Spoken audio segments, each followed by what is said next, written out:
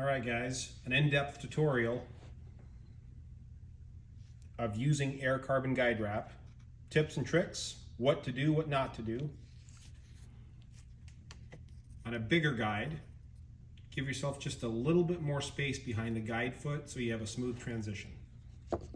If it feels like you need a little more tack, you can hit it with a heat gun, a hair dryer, very light, just to give it a little more tackiness.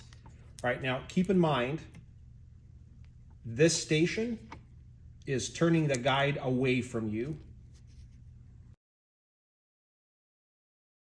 when you'll be finishing. You don't want to pick up that edge with your brush. You can pull on the tape. It's pretty forgiving.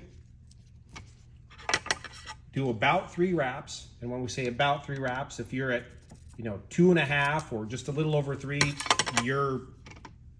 don't stress too much.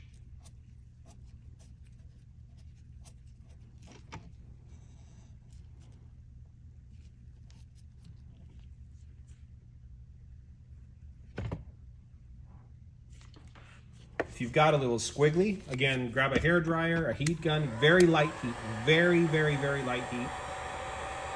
You don't want to burn it. If the edge lifts off a little bit, it's okay. You're going to press it right back down.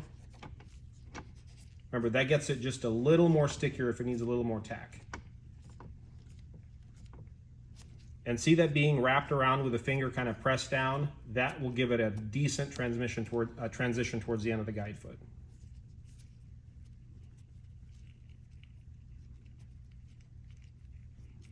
Now, lots of questions whether CP or sealer is a must.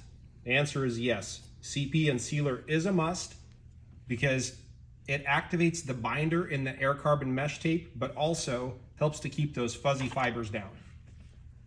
Again, notice the direction of the turn. It's spinning away from you.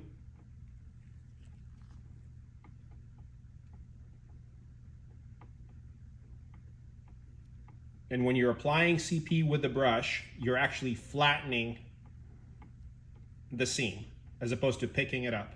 So if you find that you're picking up during the CP process, you wrapped it the wrong way.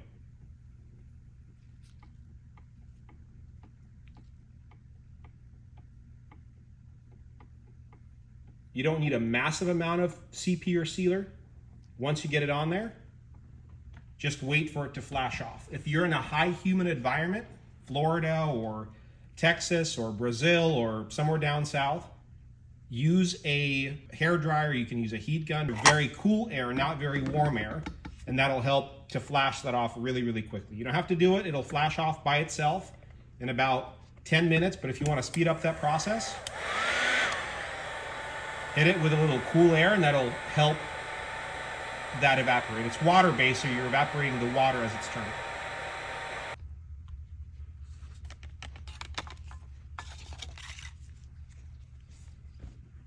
For your first coat, again, make sure that the blank is spinning opposite or away from you and you're not picking up the seam.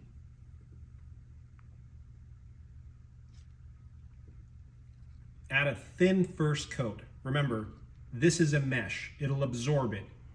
Once it's dry, you'll see areas where it'll look like some resin has pooled maybe just a little bit, or where it looks like it's dry. It won't be dry, but it's doing its job and absorbing the finish down to the guide foot.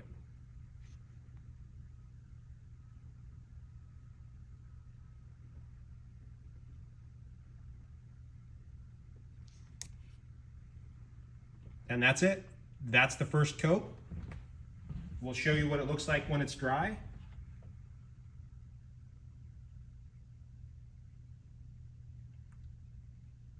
If you see any bubbles in there or any fuzzy fibers, don't worry about it. Don't let your ADHD take over. You'll be able to take care of it on the second coat.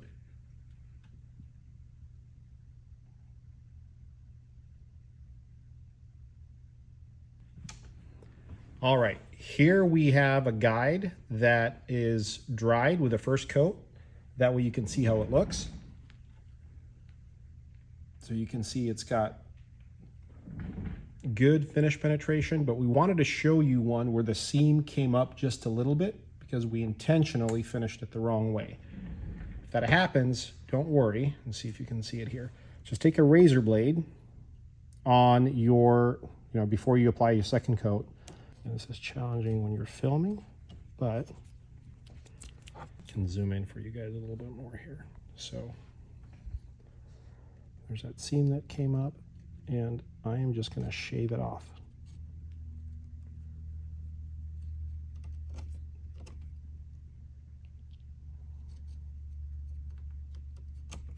And even though you may be able to see it slightly now, you will not be able to see it when you put a coat of finish on it. It'll just disappear. Again, if everything went according to plan, that seam is nice and flat. But if it came up, if it unstuck, just wait for the cure to set, and then you can just cut it off. It's nice and flat. Again, you won't be able to see it once you put a final coat on it. All right, so we're going to put down a second coat of finish on that guide that we just trimmed off.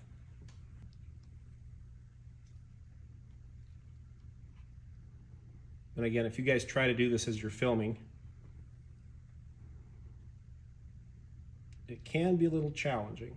We just wanted to show you how that seam just disappears after the second coat of finish.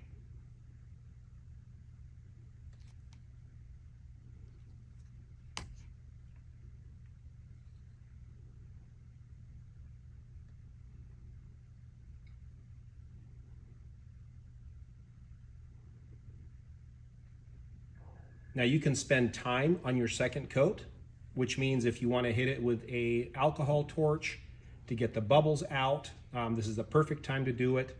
Do not do that on the first coat. Just a reminder.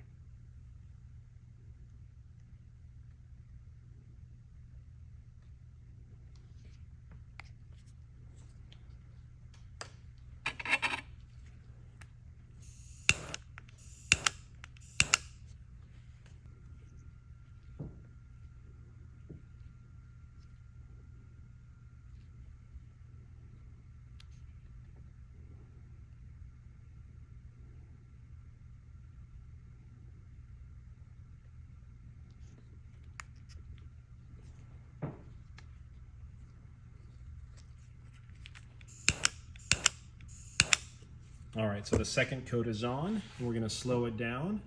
And as you can see, that seam is nearly invisible.